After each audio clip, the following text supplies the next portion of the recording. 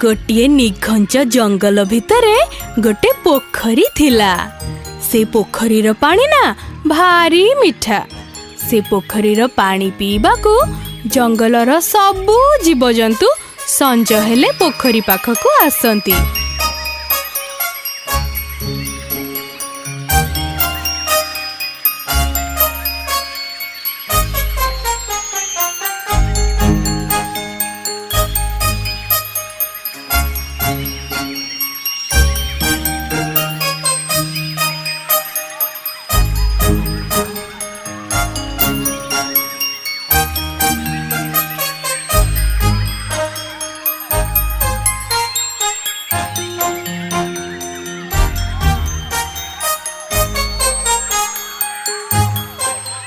पोखरी दाढ़रे रही बुदा उहाड़ू गोटे बिलुआ सबुदिने एसबु देखे।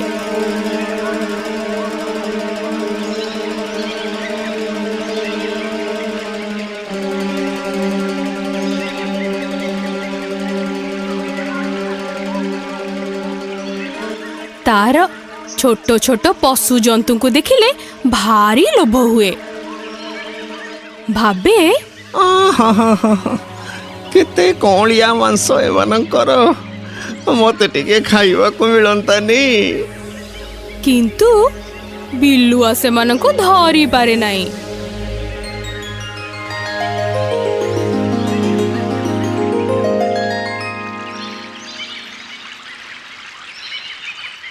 दिने बिलुआ मुंडरे गोटे बुद्धि जुटिला।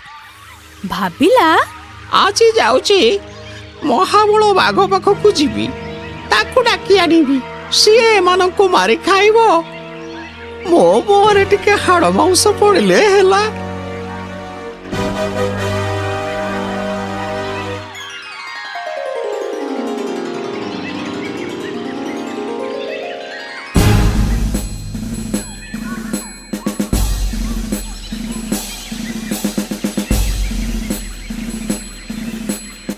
ता परदिन सकाळु सकाळु बिलुआ जाई पहुंचिला महाबल बाघ पाखरे। महाबल बाघ एई खबर पाई भारी खुशी हेई गला। आउ बिलुआ सहित सेई पोखरी पाखकु आसिला।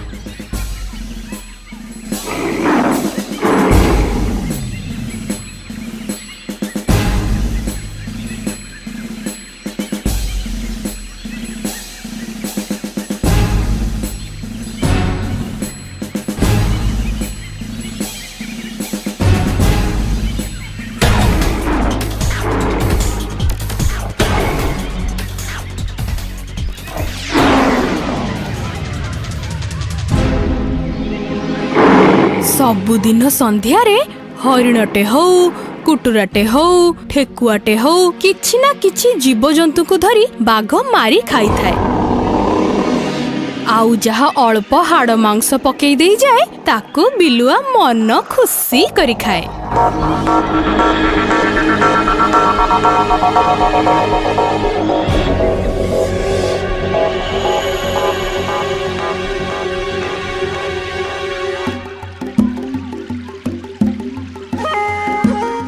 दिने संज बेले जड़े शिकारी सेई पोखरी बाट दे जाउथिला।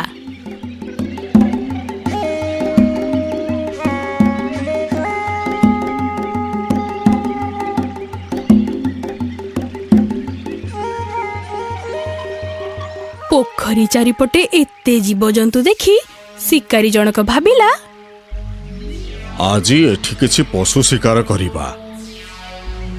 एतिकी बेले बाघ आसी पहुंचिला। आउ ता पछे पछे बिलुआ। से माने बुदा उहाड़े छक्की बसिले। बाघ तो मनीष बासना बारी पारे। से नाक टेकी चारिआड़ को चाहिला। आउ देखी पारिला जे जणे बाणुआ पोखरी आड़ को मुह करी ठिया हेइची।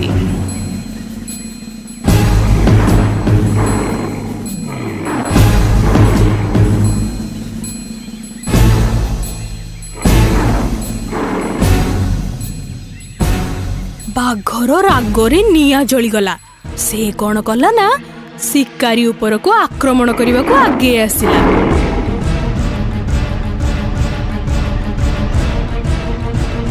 କିନ୍ତୁ ବାଣୁଆ ତ ଭାରି ଚାଲାକ। ସେ ବାଘ ଆଡକୁ ତୀର ଜୋଖି ଛାଡ଼ି ଦେଲା।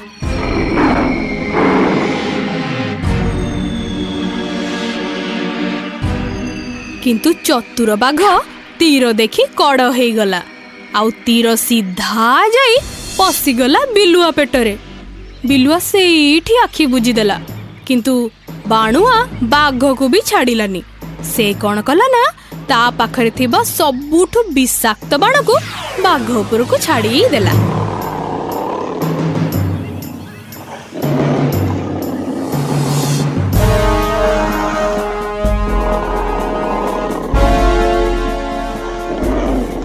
ଶେଷରେ ବାଘଟି ଛଟପଟ ହେଇ ମରିଗଲା।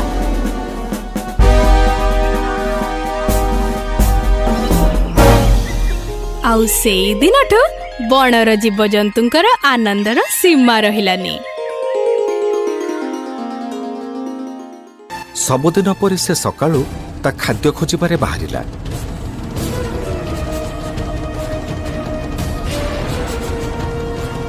ସେଦିନ ସେ ଖାଦ୍ୟ ଖୋଜୁ ଖୋଜୁ ବାଟରେ ଗୋଟେ ହାତୀକୁ ଦେଖିଲା।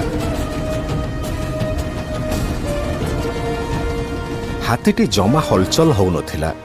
ସେ ପାଖକୁ ଯାଇ ଦେଖିଲା ବେଳକୁ ଜାଣିବାକୁ ପାଇଲା ଯେ ହାତୀଟି ମରିଯାଇଛି। ଆରେ ଏ ହାତୀରେ ତ ମରି ଯାଇଛି। ଓହୋ, ସେତେବେଳୁ ଖାଦ୍ୟ ଖୋଜି ଖୋଜି ଥକି ଗଲିଣି। ଯାହା ହଉ ଏ ହାତୀଟା ମୋ ନଜରରେ ପଡ଼ିଗଲା। ଆଉ କେହି ଦେଖିନଥିଲେ ୟାକୁ। କେତେବେଳୁ ଖାଇ ଦେଇଥାନ୍ତେ ନହେଲେ ୟାକୁ। ଏତେ ବଡ଼ ହାତୀ, ୟାକୁ ତ ମୁଁ କେତେ ଦିନ ପର୍ଯ୍ୟନ୍ତ ଖାଇପାରିବି। ଏବେ କିଛି ଦିନ ଯାଏ ତ ମତେ ଆଉ ଖାଦ୍ୟ ଖୋଜିବାକୁ ବି ପଡ଼ିବନି। ଆହା। ବିଲୁଆଟି ମରିଯାଇଥିବା ହାତୀକୁ ପାଇ ବହୁତ ଖୁସି ହୋଇଗଲା। କିନ୍ତୁ ହାତୀର ଚମଡ଼ା ଏତେ ମୋଟା ଥିଲା ଯେ ସେ ଛିଡ଼େଇ ଖାଇପାରୁନଥିଲା। ସେ ଏପଟ ସେପଟ ହେଇ ଚାରିଆଡ଼ୁ ଚେଷ୍ଟା କଲା।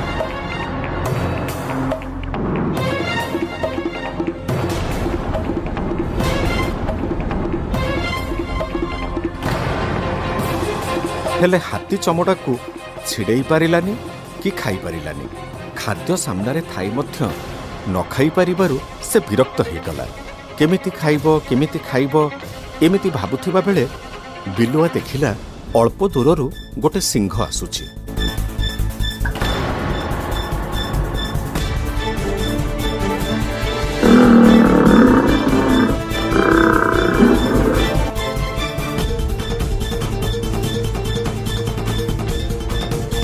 ସିଂହ ଆସି ବିଲୁଆକୁ ଦେଖି ପଚାରିଲା, ଆରେ ବିଲୁଆ, ତୁ ଏଠି କଣ କରୁଛୁ? ଆଉ ପୁଣି ତୋର ଏତେ ସାହସ, ତୁ ମୋ ଆଗରେ ଛିଡ଼ା ହେଇଛୁ? ହଁ।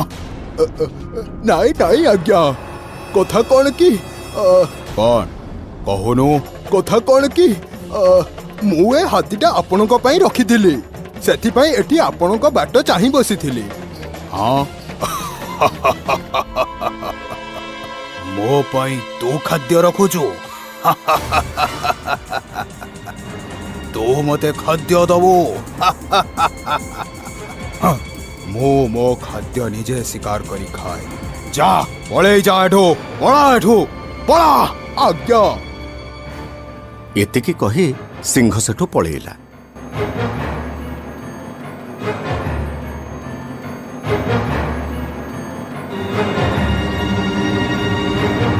ବିଲୁଆ ମନେ ମନେ ଭାବିଲା, ଯାହା ହେଉ ଆଜି ତା ଜୀବନ ବଞ୍ଚିଗଲା। ସେତିକିବେଳେ ବିଲୁଆ ଦେଖିଲା ଗୋଟେ ହେଟା ବାଘ ତା ଆଡ଼କୁ ଆସୁଛି। ବିଲୁଆ ଗୋଟେ ଉପାୟ ଚିନ୍ତା କରି ମଲା ହାତୀ ଉପରେ ଯାଇ ଠିଆ ହେଇଗଲା।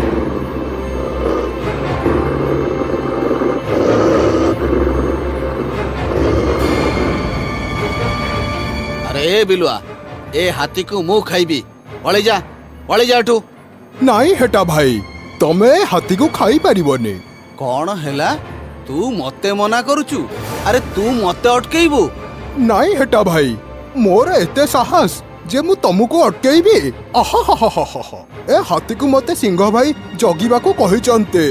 ଏଇଟା ତାଙ୍କ ଶିକାର, ସେଥିପାଇଁ ମୁଁ ଜଗିକି ଏଇଠି ଛିଡ଼ା ହେଇଛି। ଆରେ ବିଲୁଆ, ଏ ହାତୀକୁ ମୁଁ ଖାଇବି। ପଳେଇ ଯା ଏଠୁ। ନାଇଁ ହେଟା ଭାଇ, ତମେ ହାତୀକୁ ଖାଇପାରିବନି। ନାଇଁ ହେଟା ଭାଇ, ମୋର ଏତେ ସାହସ ଯେ ମୁଁ ତମକୁ ଅଟକେଇବି? ନାଇଁ ହେଟା ଭାଇ, ମୋର ଏତେ ସାହସ ଯେ ମୁଁ ତମକୁ ଅଟକେଇବି? ସେଥିପାଇଁ ମୁଁ ହେଟା ବାଘ ଦେଖିଲା କିଛି ଦୂରରେ ସିଂହ ଯାଉଥିଲା। ସେଥିପାଇଁ ସେ ବିଲୁଆର କଥାକୁ ବିଶ୍ୱାସ କରିନେଲା। ହଉ ଶୁଣ, ମୁଁ ଯାଉଛି, ସିଂହକୁ କହିବୁନି ଯେ ମୁଁ ଆସିଥିଲି ହେଲା। ମୁଁ ତାଙ୍କୁ କହିବିନି।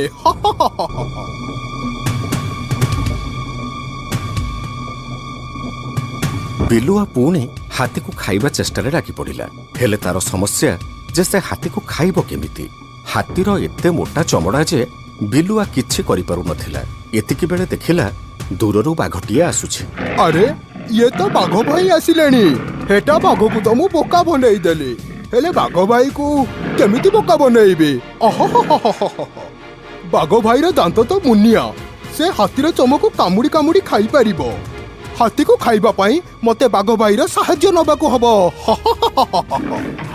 ଆରେ ବାଘ ଭାଇ, କୁଆଡେ ଯାଉଛ? ଆରେ ବିଲୁଆ, ତୁ ଏଠି କଣ କରୁଛୁ? ବାଘ ଭାଇ, ସେ ସିଂହ ଭାଇ ମତେ ହାତୀଟାକୁ ଜଗିବା ପାଇଁ କହିଛି ପରା। କଣ? ସିଂହ ଭାଇ ତତେ କହିଛନ୍ତି ଜଗିବା ପାଇଁ? ହଁ ପରା। ହେଲେ ଦେଖୁନ, ସକାଳୁ କିଛି ଖାଇନି। ହାତୀର ମାଂସ ଦେଖି ଭାରି ଲୋଭ ହଉଛି। କଣ କରିବି ଯେ? ଆରେ ସିଂହ ଭାଇର ଖାଦ୍ୟ ଇଏ, ଜାଣିଛୁ ତ? ତାଙ୍କ ଖାଦ୍ୟରେ କେହି ହାତ ମାରିଲେ ସେ କଣ କରିବେ? ଅବଶ୍ୟ ହାତୀଟା ତ ହୃଷ୍ଟପୃଷ୍ଟ ହେଇଛି, ହେଲେ ବାଘ ଭାଇ, ମୁଁ ତ ବିଲୁଆଟିଏ, ମୋର ଏତେ ସାହସ ନାହିଁ। ତମେ ତ ଆମ ବାଘ ଭାଇ, ତମର ଯଦି ଇଚ୍ଛା ହଉଛି ତେବେ ଅଳ୍ପ ମାଂସ ଖାଇଦିଅ।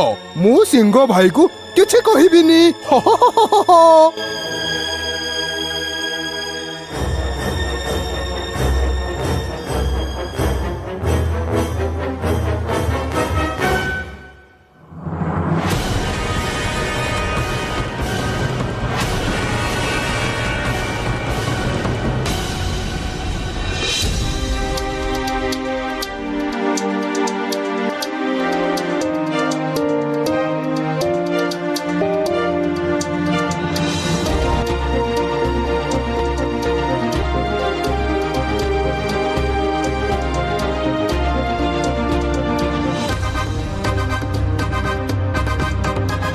କିଛି ସମୟ ପରେ ବିଲୁଆ ଦେଖିଲା ବାଘ ଧୀରେ ଧୀରେ ସବୁ ଖାଇଦେଉଛି। ତେଣୁ ତାକୁ ଡରେଇବା ପାଇଁ ସେ ମିଛ କହିଲା। ବାଘ ଭାଇ, ସିଂହ ଭାଇ ଆସିଲେଣି, ତମେ ଜଲ୍ଦି ଏଠୁ ପଳାଅ। ଏତିକି ଶୁଣି ବାଘ ଶୀଘ୍ର ଦୌଡ଼ି ପଳେଇଲା। ଆଉ ବିଲୁଆ ବାଘ କାମୁଡ଼ିଥିବା ଜାଗାରୁ ଖାଇବା ଆରମ୍ଭ କଲା। ଏଣିକି ସେ ବେଶ୍ ଖୁସିରେ ପେଟ ଭର୍ତ୍ତି କରି ଖାଇ ଚାଲିଲା।